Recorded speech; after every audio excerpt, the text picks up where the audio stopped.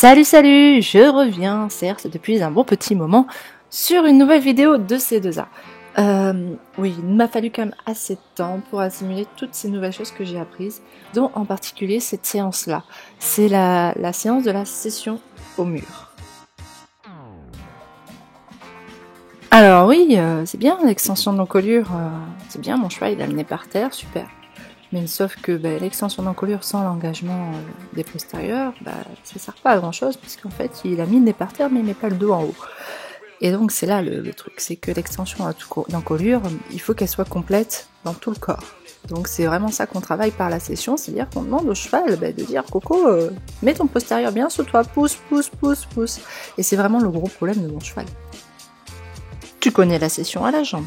Eh bien, la session au mur permet de vérifier que ton cheval travaille bien avec son dos et ne te bluffe pas en faisant le déplacement le dos creux. En fait, dans la session au mur, on va pousser le cheval vers le mur en lui demandant une session.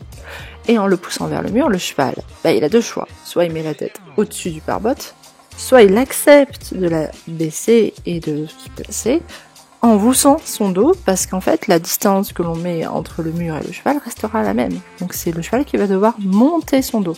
Et en fait, là, on a un super bénéfice. Alors là où c'est encore un peu compliqué pour Tingas et moi, c'est de faire ça en extension d'encolure, bien sûr.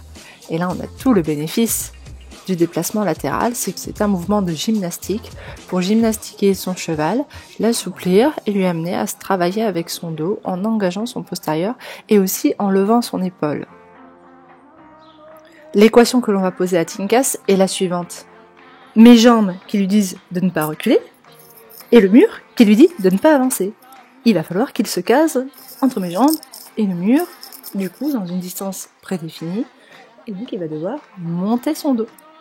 En gros feignant qu'il est, Tinkas se couche sur son épaule droite.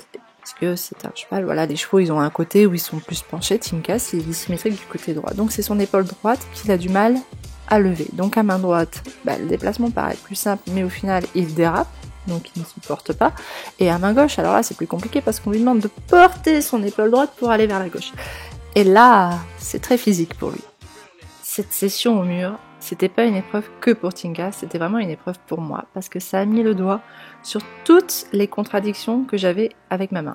C'est-à-dire que j'avais une main qui disait d'aller vers la droite, l'autre main d'aller vers la gauche, parce qu'en fait, je me servais de cette foutue reine d'appui qu'on nous a appris gamin, et en fait, on a gardé ce tic, et en fait, Tinkas se repose sur cette reine d'appui. Il faisait en sorte à ce que, tiens, sers-toi de ta reine d'appui pour me tenir de ce côté-là. Et en fait, non, il faut que je le laisse se tenir tout seul. Et c'est là la grande difficulté.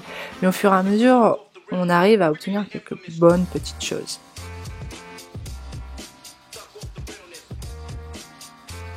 Après avoir travaillé au pas pour expliquer ce qu'on allait demander au cheval et valider que c'était bien acquis, on se met au trot. Et là, c'est plus compliqué parce que ça demande à Tinkas de se cadencer, de se tenir. Là où il faut être fin et précis, c'est qu'en fait, ma position joue un rôle fondamental dans la position de mon cheval. Donc du coup, en fait, au fur et à mesure, c'est mon dos qui doit appeler le dos de mon cheval, symétriquement parlant. Au final, mon dos, à la fin, doit remplacer le mur, le pare-botte, pour appeler le dos de mon cheval. C'est-à-dire que quand je sens que mon cheval, en gros, débraille dans son dos, avant de faire une session, c'est à moi de bien de me tendre dans mon dos, de me gainer. Et si jamais il ne le fait pas, il a le pare-botte. Du coup, Tinkas, au fur et à mesure, en très bon cheval qui sait anticiper, va anticiper, il va dire « Oh là là, maman, elle dresse son dos. Oui, ok, je tends mon dos parce que sinon, je vais avoir un exercice qui m'enchante pas vraiment. Parce que, avoir la tête sur le pare-botte, c'est pas forcément génial. » Donc ça, c'est pas mal parce qu'au final, après, en ligne droite, on arrive à obtenir l'engagement du dos, la poussée dans le dos, juste en me tendant moi-même dans le dos. Et là, vraiment, ce jour-là, j'ai vraiment compris combien ma position avait un impact sur la locomotion de mon cheval. Et c'est ça que je trouve génial, en fait. C'est qu'en fait, c'est pas que mon cheval qu'on travaille, c'est moi. C'est surtout moi. Au fur et à mesure, ça devient une façon de communiquer. C'est-à-dire, mon cheval me donne son dos, hop, je libère avec mes rênes. et il engage son postérieur, donc il a compris que quand il poussait, il était tranquille. Et dès qu'il se remonte, il se creuse, hop, je redresse mon dos. S'il ne redresse pas son dos, c'est session. Et là, il me donne son dos. Il me donne son dos, je libère. C'est donnant-donnant. La finalité de cet exercice, c'est donc d'avoir un cheval qui n'est plus collé à ma jambe, qui n'est plus collé au pare-bottes, mais qui se tient tout seul. Et ça, c'est un exploit pour Tinkas, parce que il en avait des béquilles avec moi. C'est vraiment le gros travers que j'ai pu avoir, c'est que je l'ai porté tout le temps. Et du coup, maintenant, il me pousse vers les béquilles qu'il avait, c'est-à-dire en me disant « Ah, mais tiens-moi par là !» Eh ben non, mon coco, maintenant, tu vas apprendre à te tenir tout seul. Alors, on applique la même chose au galop. Je te cache pas que c'était assez compliqué. Bon, en extension, on arrive à faire quelques petites choses, mais c'est vrai que c'est dur avec Tinkas, parce que déjà, avec son galop un peu à 4 temps qui décompose ou il débraille, c'est dur de le garder engagé et en même temps de le plier, enfin de lui demander une session en même temps. Ça démontre juste que mon cheval est une planche et qu'il faut que je continue à travailler dans ce sens. Mais bon, tu peux voir un petit aperçu, donc en gros pareil, on se met sur un cercle, incurvation intérieure et après hop, on demande la session sur la jambe extérieure et on obtient 2-3 foulées et on revient à l'intérieur. Faut vraiment demander peu et répéter souvent, comme le dit l'adage.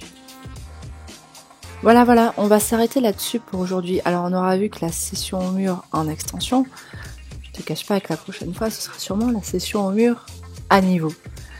Oui, parce que l'extension c'est vraiment un travail préparatoire, c'est pas une finalité. Ça permet d'amener le cheval à monter son dos, mais après on va demander à le travailler à niveau parce que c'est comme ça qu'on travaille un cheval essentiellement et voilà, et qu'on fait nos parcours, qu'on fait nos tours de dressage comme ça. Donc voilà, on va travailler à niveau où j'ai surtout travaillé ma fixité parce que c'était vraiment un des points qui perturbait beaucoup mon cheval et qui m'empêchait de communiquer clairement avec lui. Encore un point sur la position du cavalier et l'impact sur la biomécanique du cheval. Voilà, donc je te dis à bientôt, n'hésite pas à liker la vidéo, à t'abonner, enfin à faire tout ce que tu sais faire sur YouTube. Voilà, ciao, à bientôt.